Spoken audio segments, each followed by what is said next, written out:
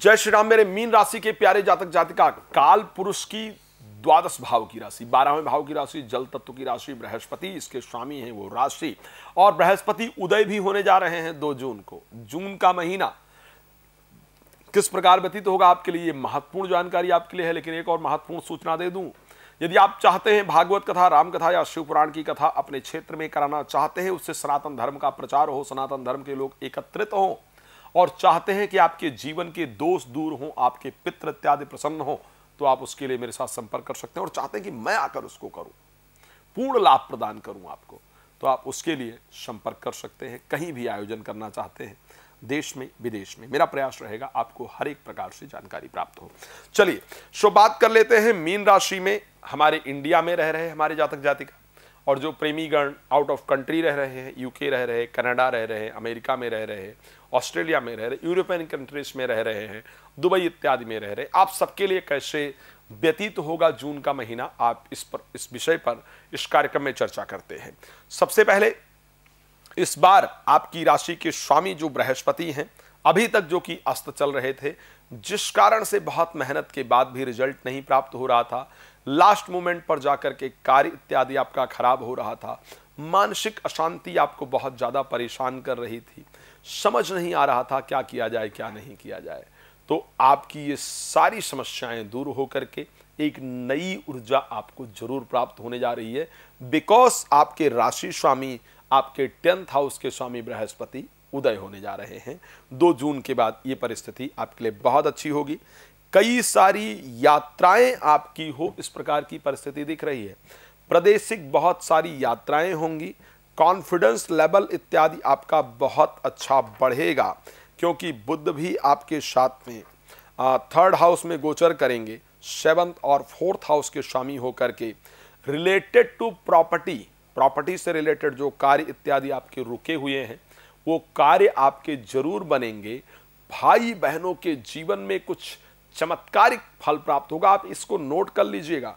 भाई बहनों के जीवन में कुछ ऐसा होगा जिसको लेकर के अभी तक आप लोग बहुत दिन से प्रयास कर रहे थे, बट कुछ अच्छा रिजल्ट आपको नहीं प्राप्त हो रहा था। तो भाई बहनों के जीवन में कुछ बहुत शानदार रिजल्ट प्राप्त हो, इस प्रकार की परिस्थिति आपकी रहेगी। कोई पुरानी प्रॉपर्टी यदि आपकी रुकी हुई है, अटकी हुई है, बेचना चाहते हैं, नहीं बिक रही है, तो पुरानी प्रॉपर्टी भी आपकी निश्चित रूप से सेल हो, या किसी प्रॉपर्टी पर आपकी इच्छा थी कि ये वाली प्रॉपर्टी मुझे प्राप्त हो जाए, तो वो घर इस महीने आपको जरूर प्राप्त होगा। इस प्रकार की परिस्थिति आपकी राशि के अंतर्गत दिख रही है। तो बहुत सारी शुभ चीजें आपके जीवन में इस महीने में होने जा रही है। सरकारी नौकरी इत्यादि प्राप्त होने का योग इस माह आपकी राशि के अंतर्गत नजर आता है। अब अगर हम बात करते हैं कि खराब आखिर क्या है, भाई अच्छा तो आपने बताया, और सबके साथ एक जैसा होता नहीं है, मैं इसको पहले भी कह चुका हूं, और ये सत्य है, क्योंकि एक राशि बनती है 3 नक्षत्र से, 3 नक्षत्र और 9 चरण से बनती है।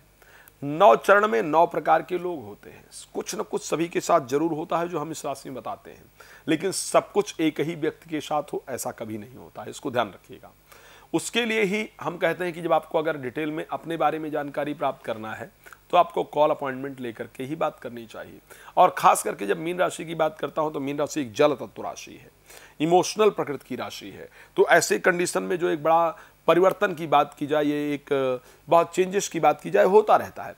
आपको इस वर्ष में, इस महीने में क्या ध्यान रखना है, क्योंकि मंगल और राहु आपकी राशि में गोचर कर रहे हैं, एकदम से फ्रस्ट्रेशन होगी, एकदम से गुस्सा आएगा मन के अंदर, मन नहीं करेगा कि मैं परिवार के साथ रहूं या रिलेशन, ऐसे फ्रस्ट्रेशन, ऐसे क्रोध। और स्पेशली अगर मैं रात्रि की बात करूं, रात्रि में अत्यधिक क्रोध उत्पन्न होगा, परिवार के साथ रहेंगे तो अत्यधिक क्रोध उत्पन्न होगा, कुछ अच्छा नहीं लगेगा। इसके लिए अपने आप को मेंटली शांत रखने की आवश्यकता होगी।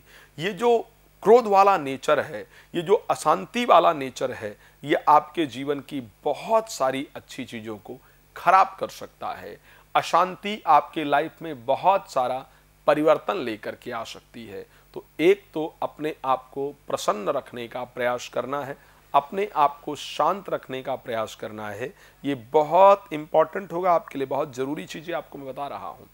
अपने खास करके पर्सनल, अगर 22 से 28 वर्ष के बीच में है और आपका प्रेम संबंध चल रहा है या आपकी मैरिज इत्यादि हुई है, तो इस बीच में आपको अपने मैरिज लाइफ को, अपने प्रेम संबंध को बहुत समय देना है, बहुत पोलाइटली बात करना है, ताकि चीज़ें आपकी निश्चित रूप से बेहतर हों। इसको ध्यान रखिएगा, बड़ा इंपॉर्टेंट चीज़ आपके जीवन के अंतर्गत है। क्रोध इत्यादि पर ध्यान, वाहन को सावधानी के साथ चलाना आपके लिए फायदेमंद होगा। फॉरेन ट्रैवल का योग इस महीने में बन रहा है, बट क्या करूं, आप भी जानते हैं कि आप लोग बहुत लंबी वीडियो देखना पसंद नहीं करते हैं, और मैं प्रयास करता हूं छोटे समय में गागर में सागर जैसे कुछ जानकारी देने का प्रयास किया जाए। आपसे एक निवेदन करूंगा, रात को 9 बजे, दोपहर को 12 बजे लाइव आता हूं, मेरे साथ फ्री में लाइव जुड़ करके जानकारी प्राप्त कर सकते हैं।